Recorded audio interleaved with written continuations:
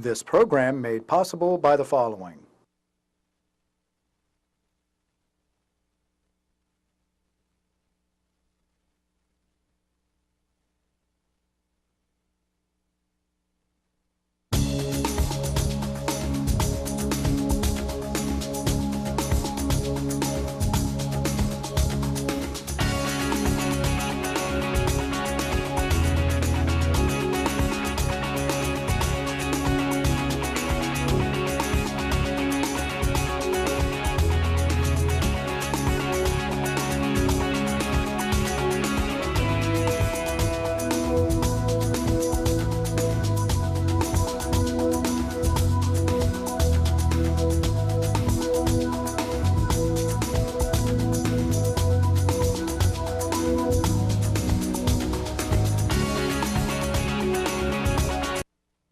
Welcome to this edition of Partners for Community Living. I'm Judy Leasure, and I'm pleased to be your host for the program. Before we get started, I will give you a little background about Partners for Community Living if you've not seen our program before.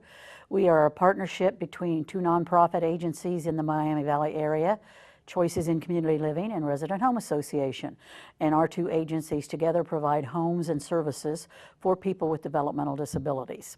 And before I introduce our guests for this program, I have been asked, especially from some of our events, to make sure that I say hello the next time we have a program, to say hello to Eugene and to say hello to Maurice. So Eugene and Maurice, we hope you're watching. We know you're such great fans, and I hope this program is fun for you like the others is, and also educational. We're going to talk about a very important issue, one that we haven't really talked about in previous programs very often, and I'm sure it's going to be a very educational evening for me as well. One of our guests is, if you've seen our program over the years, you will recognize, and the other is a new guest, and so we're glad to welcome her. Our first guest is Mark Gerhardstein, who is the Superintendent of the Montgomery County Board of Developmental Disability Services, and if you see his name up there with the DDS, that's Developmental Disability Services. And next to Mark is Carroll Jackson. And Carroll is also with the Montgomery County Board, and she is the Clinical and Mental Health Services Manager for the board. And that's a long title to get on anything. So welcome to you both, and thank you so much for bringing this topic to us and sharing this, because I think it's going to be a great learning experience for us all. Mark, before we start on the topic, can you just give us just a brief overview of what is the Montgomery County Board of Developmental Disability Service, and what do you do? Well, the Board of Developmental Disabilities serves over 3,000 people who have developmental disabilities, meaning conditions that cause them to have delays in either intelligence or other developmental functioning aspects of their life. Some of the diagnoses that are characteristically associated with people we serve include mental retardation, cerebral palsy, Down syndrome, autism, and things on the autism spectrum disorder, and other conditions. It's not necessarily true that all people with developmental disabilities have mental retardation. But it is true that people who are eligible for our services, in addition to having a qualified developmental disability, have functional deficits such that it's challenging for them to undertake life as we know it without supports. So the group we're serving goes all the way from 1 day old to 99 years. And it's a lifetime of service and support for the individuals and their families. Because many individuals live with their families for many, many years, many more years than we ever dreamed when we became parents. So that's a good, the DDS, at first I thought I got to be a dentist, but it didn't work out that way. Actually, that Developmental Disability Services, as part of our name, replaced the term mental retardation in our name. And we did that for a reason. We did that because number one, mental retardation isn't the only developmental disability. And two, The term mental retardation, as we'll hear more about tonight, carries a stigma with it. And it doesn't carry a stigma because it had to. It carries a stigma because we as a society gave it this stigma. We gave it a stigma because we called people retards or used the term in a way that was meant to hurt their feelings. So even though the term described sub-average intellectual functioning, it became associated with the kind of bullying and other forms of intentional emotional harm that people do to each other, whether with malice or not. So we've replaced the term mental retardation or name with developmental disabilities, but we've got to replace what's in our hearts that would let us hurt somebody's feelings like that. That's the next step. Or 20 years from now, we're replacing developmental disabilities for the same reason. And I know we've had you with us before on several programs, and you've talked about several of your programs and services from what Monco, the employment branch, does, and your early education and different programs. And what we're going to talk about now is, in the scope of how long the board has been operating, is a relatively new program, and that's your mental health services. And just as background before we go into, and this is where Carol's going to be our expert here, and we're going to look to her for the guidance and everything. But for years, there was a stereotype and a misconception that mental illness and what was then referred to as mental retardation, or now a developmental disability, were one and the same. And can you clarify, either one of you clarify the distinction between a developmental disability and a mental health or a mental illness issue? Well, mental health issues are when people are experiencing problems with their mood or with their perception or with their ability to cope with life stressors. And it can be a temporary issue because mental health disorders are absolutely treatable, and so people can recover. There are some illnesses that tend to be more chronic, but with appropriate care, people get better and can return to their normal baseline self. Most developmental disabilities, while it's possible to have a developmental disability that is resolved, most developmental disabilities are lifetime events for people. You know, their nature is such that they're going to be living with those for a long time and managing around what those conditions are. And there's no medication or that would take prescribed down therapy syndrome to make away. it go away. Yes. The other thing is, we're using a term of art by saying dual diagnosis. And most mental health professionals would hear dual diagnosis and think this is about people who have substance abuse and mental health conditions, because about 50% or more of people who have chronic mental illness also have co-occurring substance abuse issues. So when that kind of discussion is taking place throughout the mental health community, this use of the term dual diagnosis is very unique and much more recent, because, as we'll undoubtedly get into in more detail, people with mental retardation or cognitive disabilities of one form or another were presumed not to be able to benefit from mental health treatment, and as a result were never offered it. And I think people would probably be surprised at the rate of people who have a dual diagnosis. Again, and we were not talking about the substance abuse, but the dual diagnosis of an intellectual or a developmental disability with a mental health or a mental illness. What is the incident rate, Carol? It's actually very high. There aren't a lot of scientific studies that have been done with dual diagnosis, but the estimates vary, somewhere between 30 to 70%, which is a very high rate. I mean, folks in the general population tend to experience mental illness at a rate of around 20%, if that gives you some idea about the difference there. We see the full range of psychiatric disorders in our mental health clinic. Probably the most common referral symptom that we see is anxiety or something to do with difficulties with managing impulse control or anger. And Mark, talk a little bit about what some of the things are that might create either an incident or a long-term issue for a person. Well, just to start this off, some of the things that we are experienced in more depth by some of the people that we're serving here. For example, I actually moved out of my parents' home as a teenager to go to the seminary. So I was like 15 when I had pretty much moved out and came home only for summers. Many of the families that have people with substantial disabilities live their whole lives in their family home until their parents die. So it's not uncommon in our program to have an 80-year-old mother with a 60-year-old daughter living at home. So the death of a caregiver is much more of a significant event because you've never lived anywhere else or been with other people such that you would know how to be outside of that circle of support. So it's much more of a traumatic event. And you know how traumatic it is in your own family to experience a death. For a person with significant disabilities who's had that dependent support system around them much more of their lives. So that's one of the issues, just the loss of loved ones.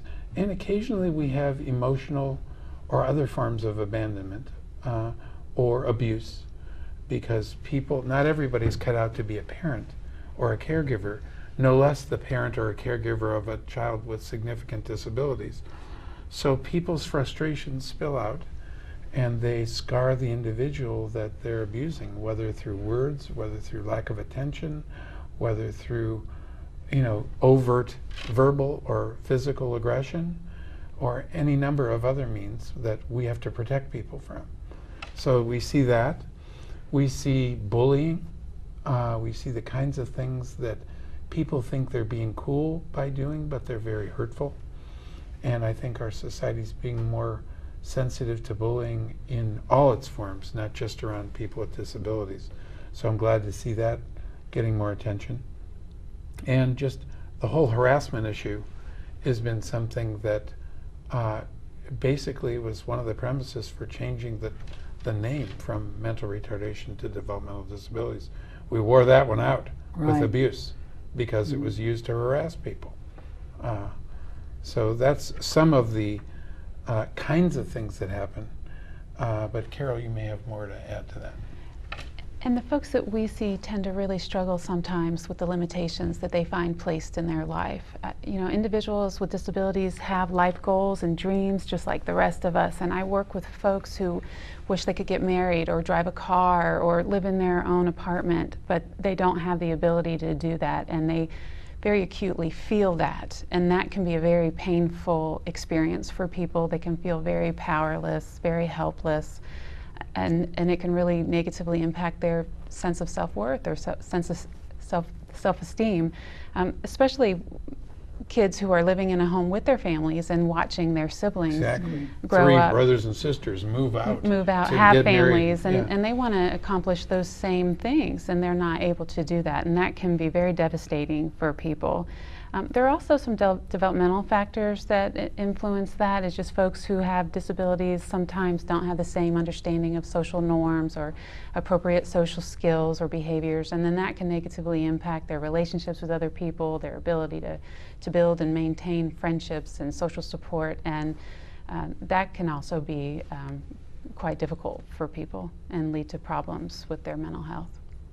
I would think that maybe another factor might be just living with the label that people put upon people. Oh, I think that can be very difficult. And I work because a lot of people think that people with a developmental disability don't realize that they've had that label, but they absolutely do. And sometimes I think that they've internalized some of that hatred that they feel from society. And I've worked with individuals who don't want to be friends with anyone else who they feel has a disability. They maybe want to try to just associate with staff or with people in the community who don't have disabilities, and then that leaves them vulnerable sometimes to really be taken advantage of by people who can prey on them. And how many people? I know we talked about the percentage and the incidence at a global kind of level, and your service is relatively new in what you're doing with the Montgomery County Board. How many people through the board are receiving services in a dual diagnosis program? We serve about 250 adults. Folks have to be adults over 18 to receive services from us, and they have to be eligible for board services. Why don't you break that down a little bit in terms of psychiatry and outpatient, the group and so on? We provide a wide range of services, anywhere from individual therapy to group therapy to psychiatric services to assessments. And we find that our services pretty much break down sort of into thirds. So 1/3 of the people that we see only have some form of therapy, whether that's individual or group or maybe a combination of both. Another third only receive psychiatric services, and then another third receive a combination of all of those services. And what about people with developmental disabilities? Can they benefit from the same kind of treatments and therapies that a person without a developmental disability who may have a mental illness or a mental health issue, can they benefit as well? Can. Yes, they absolutely can. And unfortunately, there are a lot of myths out there that say otherwise. It's a commonly held belief that people who have cognitive deficits aren't able to benefit from the treatment, or that somehow because they have a disability, they're protected from developing a mental illness. And those things they're not accurate. People who have disabilities absolutely can benefit from treatment. Your level of intelligence is not the sole indicator of your ability to participate, as long as modifications are made to the treatment that's being used, and that the interventions that you're using are modified for the skill level of the person that you're working with. The other thing is, you have to remember that 40 years ago, in my career, people were still getting letters sent to their homes about their 7-year-old son Mark with Down syndrome that said, "Mary, your son Mark won't benefit from a public education because he has Down syndrome. Keep him home." So we assumed that people with disabilities wouldn't benefit, and who had cognitive or other disabilities wouldn't benefit from being a part of the public school system, and we didn't allow them to go. So that assumption was made that people can't even learn.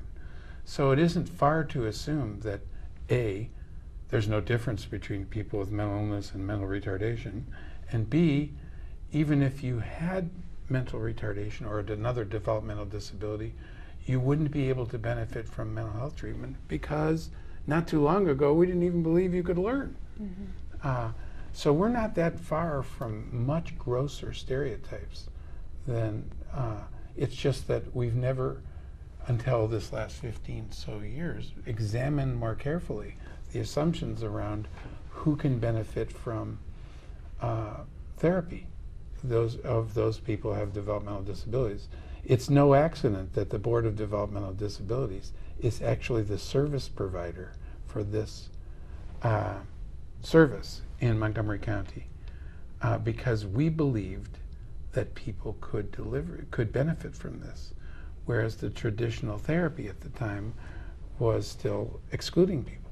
It's almost a why bother mentality or something. Mm-hmm. Similar Yes. to, I would think, not too far off from the medical treatment that people, like you say, Did or didn't get. Did or didn't get, or Yeah. life-saving heart surgery and different things. Why bother? It was Yes. it was a measure of the value.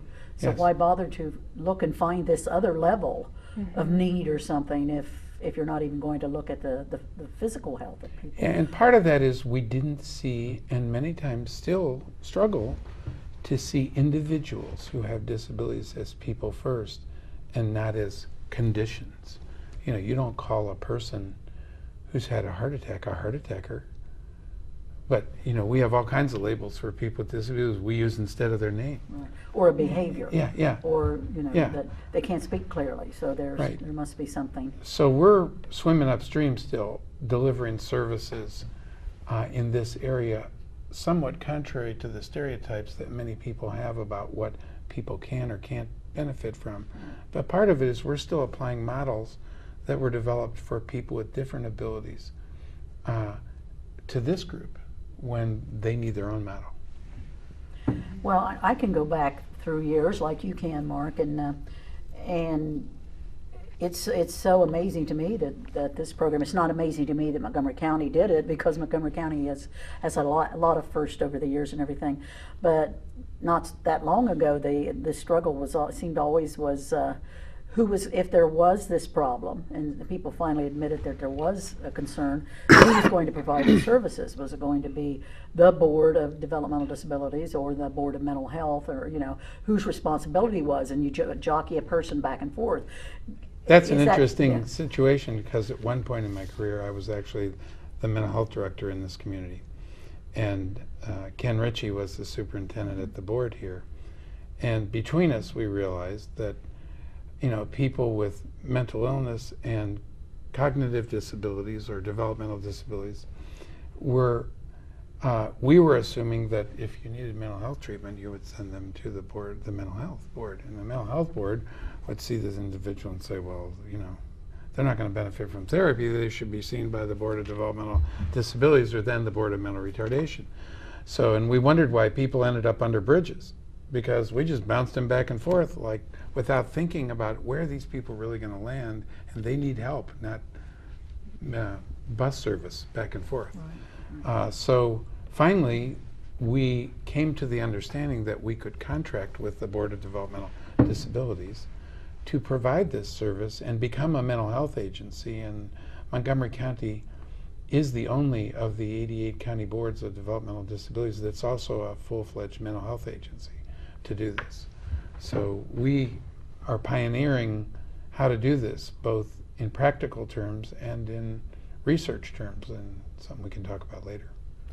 Well, historically, and that fight and the struggle between agencies to know who's best to provide the services is certainly one of the reasons that it's taken this long, I think, to get to where you are now, thankfully. But what are some of the other reasons for the gap in the services for people with developmental disabilities? What have been some of the things that have slowed down those services, like the myths and things? Well, I think in general there's not a lot of research or information out there about how do you treat this population. So therapists or psychiatrists in the community just don't know what to do or how to modify the treatment that they're using, or maybe they're not able to because they're part of a community mental health center that has this short term in the office once a week for an hour, and that's what you do. And it just doesn't work with this population. So from their perspective, treatment wouldn't be helpful. I mean, if you're trying to offer it in a way that's not helpful, it's not going to be helpful. So that's an issue, just a lack of knowledge or understanding of what to do. I think those myths, unfortunately, still exist. They're still out there. And because you have to do such specialized services, they're time intensive. So then they can be costly and difficult to do, and I think sometimes it's just maybe easier not to. Well, until recently, standards for productivity, meaning how many people do you need to see and how much time do you have to see them for Medicaid reimbursement and other insurance reimbursements, was such that it worked very much against delivering this service, because it presumed a different level of functioning and participation on the part of the individual. So things like that we've been working to try to resolve, but without giving up on them. Well, maybe even something like the expectation of outcomes from a mental health perspective is, we do this X, Y, and Z, and this is the outcome we expect. But if we don't understand the person, or the person doesn't respond X, Y, and Z, then it's a very deep challenge for someone to take that on and feel like they can be productive with a person and make a difference in a person's life, I would imagine. So to have somebody that can see both of that. What's it been like for these 250 people, and all the percentage across the country and everything, but the 250 here in our community that have had this need for years and have not really had this specialized kind of a service and support to them? What kind of an impact has that had on their life before you were able to provide them support? Well, untreated mental illness is devastating, and it has such a significant impact on people's lives. I mean, it can affect your ability to live in the community, or live independently, or work in the community, or build friendships. It can cause people to need a higher level of care and really limit their educational options, their vocational options. So it's really important that people get the treatment that they need, and that we don't let them just fall through the cracks. It also is, to let them do that is a significant drain on our community resources, because that might mean that the police are being called quite a bit, or people are showing up in hospital ERs, and the folks in the ERs don't know what to do, and it doesn't solve the problem. Could it have an impact on the actual developmental disability as well, and really cause that to have more of an impact on a person's life, and even escalate that? I think that it can certainly increase your level of stress, yes, and so it can affect all areas of your functioning, all areas of your ability to work, to function with your family or your friends, or if you're in a group home with your housemates. It can impact all your relationships, every area of life. The other thing that exists here in terms of getting people to participate is no different than what stops people from participating and benefiting from mental health services in the normal population, the typical population. If I told you that you had an ear condition that required you to go to an ear doctor, you'd say, well, got some recommendations for who? No thought about it. If you had something where you needed an eye doctor, or somebody who specialized in bone conditions, it'd never occur to you not to go see somebody because you want this thing resolved. If I described a condition and said it would be nice if you went to see a mental health therapist, you'd look at me and say, I don't need a mental health therapist, because right away you perceive, and many people perceive, a stereotype associated with someone being referred for mental health services. And that situation is one that we all have to deal with. We need to start looking at this as a helpful service that can help us be more self-aware and better at managing our own lives through the turbulence that life brings us. And it comes without judgment, just like going to an ear doctor or an eye doctor does. But there's baggage, right? And it may not be coming from the person with developmental disabilities, although sometimes it does. But the parent who has to help decide whether to participate in that brings their own baggage to that decision. And they may choose to withhold permission or other possibilities of the person just because of their own fear of stereotype or the risk or all the things that come with that baggage. Do you think it may be that sometimes families, especially if they're younger children and they don't have a lot of support initially, that they may mistake a mental health issue or a mental illness as part of the developmental disability, and they don't separate those two out? So they just think, well, that's how that person is. If they have Down syndrome or if they have autism or something, that's how they are. I mean, that's got to be a stress on a family to try to know the distinction. Families spend a lot of time during the early years trying to figure out, why is this happening? What's the cause of it? How can I fix this? Where can I go? Who can I see who's got the silver bullet? And then over time they realize it's a lot of things, and they may not ever have an answer. The exact question they want resolved, like what specifically caused this, and is there something I can do to reverse it? And even if there's things that can help, then it's kind of a hodgepodge of things that helps, because it's a life we're trying to live, not just a moment. So a lot of those things come together to bring about an environment where therapy is seen the same way in referrals to therapists that you would to an eye doctor. And right now we're not there. Mm-hmm. We're not there in my neighborhood, and I'm not, meaning typical community members still stereotype mental health services. Well, I think that's why it's important that we take whatever time, and especially time like this, to even begin to talk about the subject, and then more in depth as we go along and all. How did Montgomery County come to be the only agency of its kind in Ohio to have a program like this? What made you decide that Montgomery County could do this, and what kind of models did you have, or did you just kind of dive in there and say this is a need and we're going to try to figure out how to meet that need? Well, it was kind of a happenstance that I had gone from being the deputy director of this agency many years ago to being the mental health director, and had close communication, as we do in Montgomery County. We have a human service levy system, and our collaboration as human service agencies is the hallmark of our community. So we didn't say, how can we figure out how not to serve these people? We figured out, how can we serve them together, and how can we collaborate to do that? So that process began at that time, trying to take ownership of the adult population to start with, and to see what models would work for working with this population, and to take advantage of the commitment of our organization to see our way through this process to delivering helpful services to families and individuals.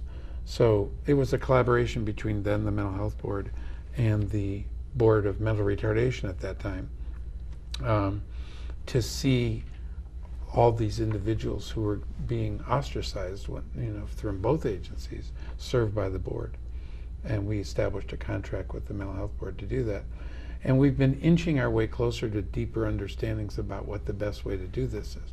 Because, as Carroll will tell you when we get to the literature, there is no real good literature on this, and we're starting to create the literature and create the best practice, and to be the place where people go to see, how do you do this? So there's not really anything really at a national level as well then to the go body of into depth. knowledge is pretty slim, from which to draw from.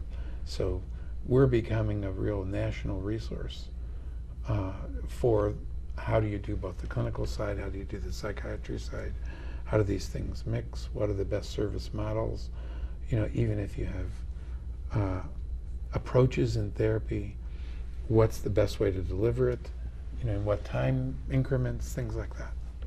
Is it better in mom's home? Is it better coming to us? Those are questions we've explored, So answered Carroll, differently. How long have you been working with the program then? How old is this program?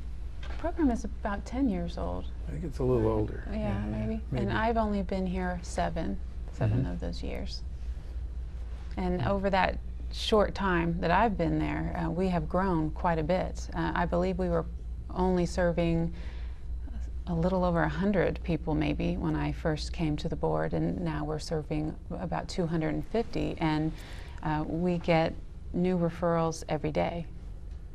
And how do those referrals come to you? Are they from families, or are they from other service providers, such as perhaps an agency that provides homes or another service? Or they're all internal. They come from the person's service and support administrator, but usually that person is in such contact with family members or residential providers that people will voice their desire to see some kind of treatment happen, and then it filters through from that person. We have some people also in connection with their service and support administrator who commit crimes, or who have serious acting out behavior that's dangerous to others. So we're working to resolve that with courts and other people as well. Well, it's good to know that something here in the local area is going to be a national model at some point, and I'm sure everything you're doing is going to be of benefit to other programs that are starting to look towards something like this for themselves. And I know somewhere along the line there had to have been a lot of obstacles as you're starting to do this. What are some of the most significant obstacles that you've had to deal with? Is it just that there was no other model or something to follow, or? In part, it's that there is no model to follow. The literature can be hard to find, and a lot of times it's based on a clinician's own experience versus any kind of scientific study that has actually been done to measure outcomes.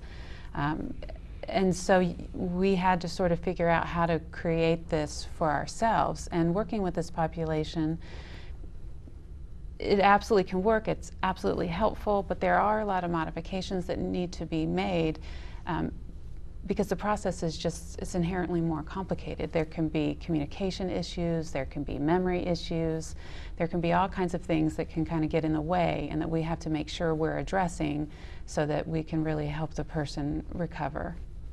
One of the things that I left off in our history conversation that ramped up our efforts was we were a microcosm of what was taking place in the rest of the state, but had a little jump start on trying to solve it. And both state departments, the Department of Mental Health and the Department of Developmental Disabilities at the state level, recognized that we kind of had a tiger by the tail here, and we were able to work with them to create a specialized service grant through Wright State University to provide psychiatric services, both for us and to develop the training for psychiatrists to work with clients who had developmental disabilities, where no such training existed before. You know, you had the same stereotypes in psychiatrists that you had in the rest of the population. Right. So we didn't just pick psychiatrists off the street that said, me, I want to do this, because nobody had ever done an internship in this. So now we have residencies being done as part of the regular staff rotation. Dr. Gentili, the main psychiatrist associated with Wright State School of Psychiatry in this area, has residents under her who perform the services along with her that we benefit from. And the two state departments help to contribute the funds to buy that chair at Wright State University, both so that services are available here and so that we can do landmark training and research into this field and make it available to other people. We do track how many people graduate with this interest and where, you know, encourage them to stay in Ohio and to benefit other counties and other communities with this knowledge. Even if they serve a much broader population, they're not going to shy away from serving a portion of their client base as individuals with developmental disabilities. So that's an important aspect of what we're doing. It's a statewide commitment to see this through for adults, and we can talk a little bit about children later. So these are the primary people then that actually do the therapy or the assessments and those kind of things. I mean, 250 people, Carol, you can't do all of those yourselves, right? So you kind of coordinate and... We have 5 therapists who provide the individual therapy and the group therapy. We have Dr. Gentili, we have Dr. Cowan now, so we have 2 doctors who are each there 1 day a week, and then at any given time we have maybe 3 to 4 residents with us. That are working under their supervision. You know, these are full-fledged doctors who are in their, the advanced portion of their training for psychiatry, and they're choosing specialized areas to kind of branch off into, or they wouldn't be doing this rotation. What kind of feedback do you get from them or something? Since this is really kind of a new experience and everything, are you getting comments back from them and real learning experience for them, or something that they never thought of? And what I typically hear from people is once they start working with this population, they love it. They love working with individuals that we serve. I think sometimes people can even be surprised by how much they enjoy it. One of the things that we find people enjoy this field for the most is something they weren't counting on when they first came into it. And that is that they get to be more genuine when they're working with this population, because the people we're serving are almost always genuine. And it's easy to be genuine yourself in the presence of that. It's very endearing to be in an environment that's completely genuine. So while people have trouble sorting through their difficulties, genuineness is not one of them. And many of us don't know which role we're playing from one moment to the next, relative to who's the real Mark, So that genuineness is so disarming and so endearing, and that many people like being around it and like supporting people who have problems and want to get through them with that attitude. And they know, yeah, they know they're dealing with the real. Yes. What's real, that not what somebody's expecting Yeah. somebody to tell them or something, that it's real. So Yeah, I find that from the direct care, from the simplest direct caregiver to the psychiatrist. That's the same experience. it is, yes. It's a human nature thing. Yeah. We talked about who provides some of the services and all. What are just an overview of some of the services you do provide? I know we've kind of gone around and around about it, but like in a typical day or a typical week or a typical month, what kind of services would clients be receiving? We do assessments, we do non-physician assessments, and then the psychiatric assessments to sort of determine what are the mental health issues that the person is facing and to make some recommendations about what kind of treatment would be the most helpful. Our therapists spend half of their day doing individual or group therapy every day. And then there is some degree of case management that happens, which is mostly just gathering collateral information and really trying to work with involved providers or caregivers to get a better sense of what the person's needs are so that we can be the most helpful. And how is it, we talk about therapy and assessments and those kind of things. I think most people would think in a mental health kind of a setting, that's the things we would do. How are those things different in the people you deal with and work with as opposed to whatever the typical person in a mental health system would be? We fit our services to wrap around the individual person's needs. And that changes depending on the person's level of functioning or what their deficits are. You know, some people might be able to do the sort of the standard model of care, coming to the office once a week for an hour. Not very many people, but some people, and that's what they want and that's what they get. Other people need much more specialized services. We do things such as go to people's homes or go to the workshops, which can be helpful for a lot of reasons. It avoids transportation issues, which really can be quite a problem. It can help address some of the memory issues that we find happen. Sometimes people are sort of poor historians, and maybe something that happened last week that was a really big deal, when they come to see you the next week, they don't remember that even happened. So if we can But they still have the bad feeling. Yeah, and they still have some of the consequences of it. So if we can go to the house or we can go to the workshop and kind of talk to people and get a sense of what is going on, sort of see how the person is relating to people, and just sort of, it gives us a better sense of what are the issues that we need to address. So that can be very helpful. We tend to have a longer length of care for people. People are typically in services with us for anywhere between 2 to 3 years, which is quite a bit longer than what you'll find in like the community mental health centers. We're very flexible with what our sessions look like. Some people, I have people on my caseload who want to see me every week for an hour. I have other people that can't tolerate that. Their attention span just won't allow it. So maybe they only get seen for 20 minutes or 30 minutes, but maybe they get seen twice a week instead of once a week. So we're very flexible about the services that we provide, making sure that, again, that we're really meeting their needs. We adapt the models that we use. We use the same models that any therapist would use with anybody treating mental disorders, but we change them. We simplify them, we break them down into smaller chunks. We might do a lot of repetition. We might have memory aids or coping skill cards or augment with activities.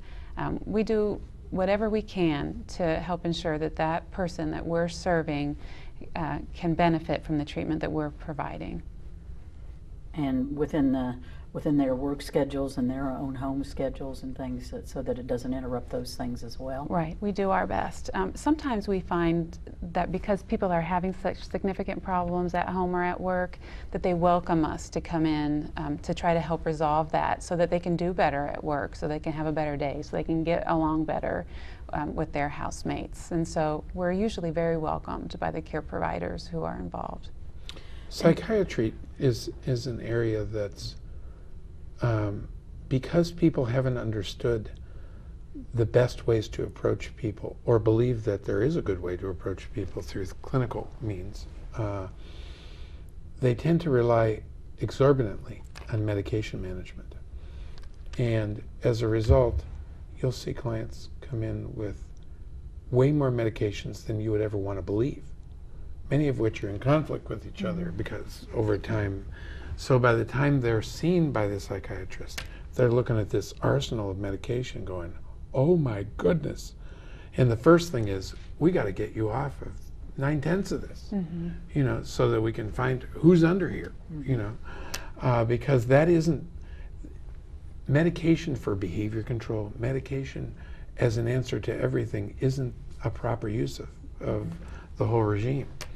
So you have to kind of get back to baseline and work your way back up to find out what the medication portion can really contribute and what it can't. So sometimes we're not starting from an even baseline. We're receiving people who've got a lot of medication management issues, a lot of polypharmacy that is problematic for them, both in terms of their mental health and their physical health, with long-term side effects and other things. Maybe you want to give some examples of the kinds of numbers of, you know, medications that some people come in with. Oh, I think some people can come in with 10, 12 different medications.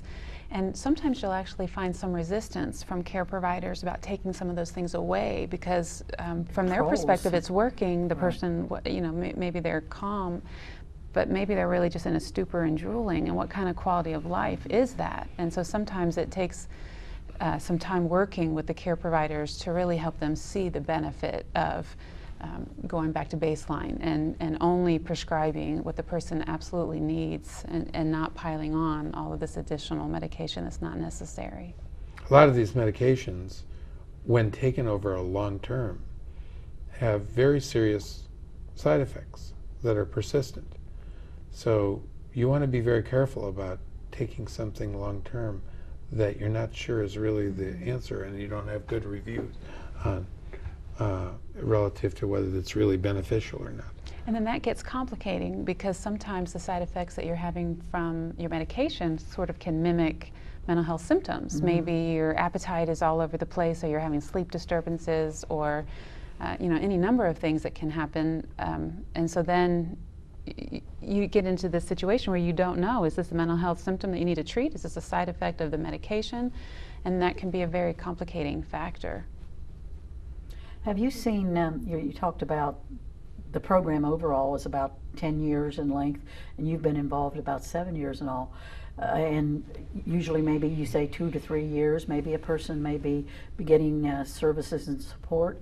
Do you see, can't be really long-term, but have you seen long-term in relation to the program success then? If a person has been in therapy or has finally got on the right medications or had the counseling and all, that it's long-term? Does it stick? It stays Absolutely. You know, one of the most common things that we'll see are issues like grief and loss, people struggling with the death of a caregiver, of a parent. And maybe before they came to us, the people around them sort of just wanted to distract them from it, discourage them from expressing it.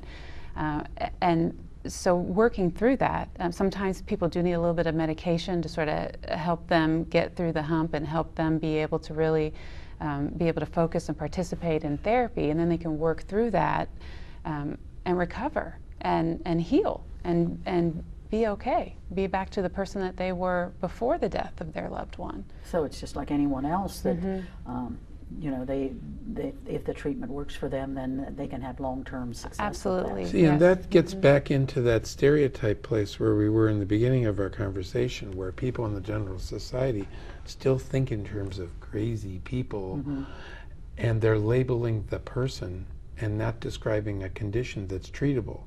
One of the most effective mantras that mental health has going for it right now is treatment works, and it does. So if we don't give people a chance and we keep people from getting treatment because we stereotype it as, you wouldn't want to go do that because we know what kind of person does that. Right. Those kind of stereotypes keep people from getting, it'd be like, what if you had that about dentists and you were afraid to go get a dentist when you had a toothache? Right. You'd be denying you had a toothache to make your friends feel good. you know, it's the very same kind of thing. So we've got to recognize that treatment works, and it certainly works here, and people's lives have been immeasurably better. Well, and I know we could keep going with so many other things. We are getting not at the end here, but close to the end. Let's talk a little bit about what are some of the goals that you set for your program. Our goal is to help improve the individuals that we serve, improve their quality of life, to help them recover from their mental health issue, whatever that might be. And there are a range of things that we look for that we want to see. We want to see that people are able to express their thoughts and feelings in a healthy way, that they've learned coping skills to help them deal with stress, that they've improved their interpersonal relationships, that they feel better about themselves, that they feel more empowered, you know, that their mood has stabilized. We want to see people have positive outcome and positive benefit. Well, and one of the goals is in keeping with the theme of this year's Developmental Disabilities Awareness Month, look beyond. You know, we have to look beyond whatever condition we find ourselves in at the moment, whether we're a person with disabilities or a person who doesn't have disabilities, to what's the best thing for me in my life right now, and look forward to a life that has diversity in it and enrichment.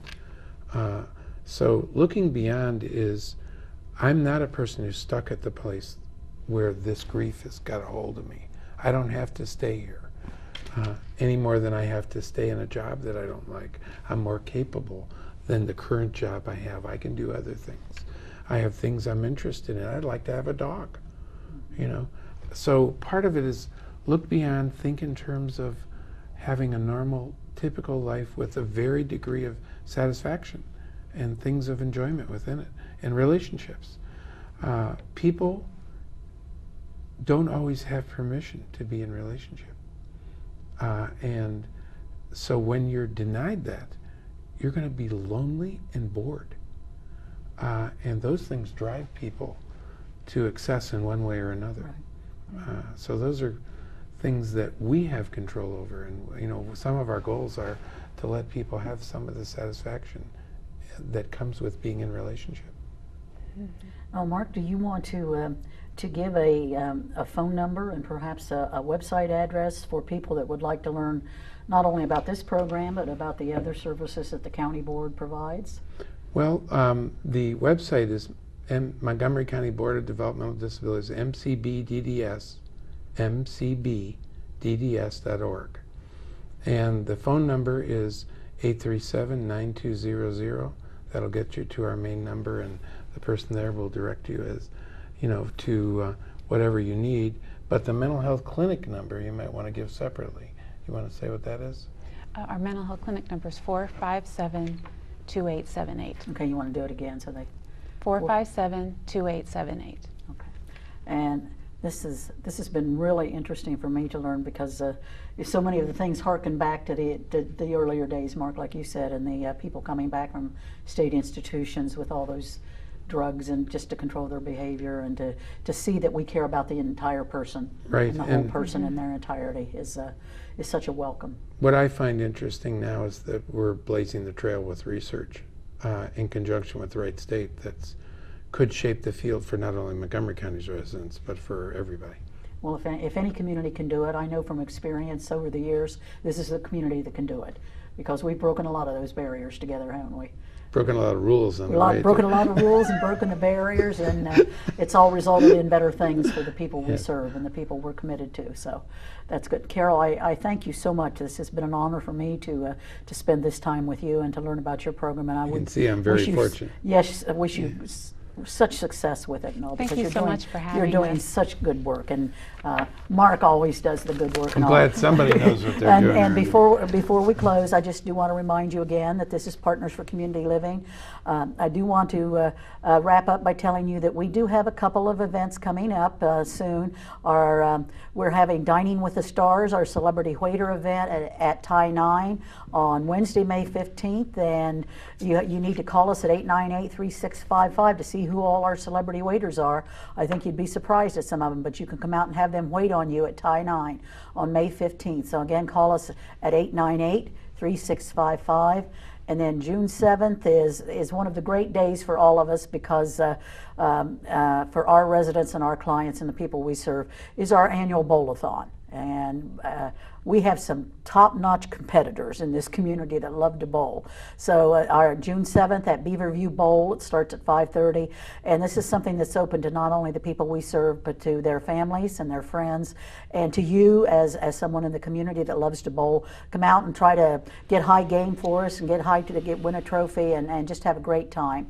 Again, let me give you our phone number again, 898-3655. We're at www.partners, that's with the S, partnersohio.com. And from Carroll and from Mark and all the work that they do in the community and all the work that the Montgomery County Board does, and from everyone at Resident Home and Choices in Community Living, thank you so much for taking the time to spend with us, and please do call us and contact us, and we are honored by the time that you spend with us. And we will see you again for the next edition of Partners for Community Living.